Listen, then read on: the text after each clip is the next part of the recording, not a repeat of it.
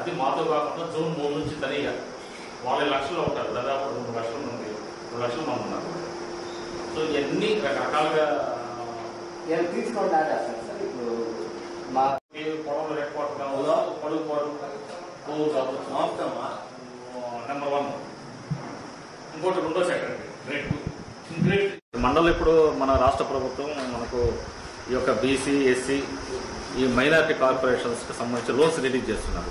అంటే ఈ గత సంవత్సరం 24-25 టార్గెట్స్, 25-20 టార్గెట్స్ వస్తున్నాయి. సో ప్రతి ఒక్కరు కూడా అప్లై చేసుకుంటే ఆ యొక్క సెలక్షన్ కమిటీ కూర్చొని ఎవరికి అర్హత ఉందో అవి మనం చేసుకుంటారు. సో అట్లని చెప్పి ఎక్కువ కారు అందరూ కూడా ప్రతి ఒక్కరు కూడా కారు అప్లై చేసుకుని జేసీబీలు అప్లై చేసుకుంటే ప్రతి ఒక్కరికి మనకు వచ్చేటువంటి ఆ సబ్సిడీని అందరికి ఇవ్వలేము అన్నమాట.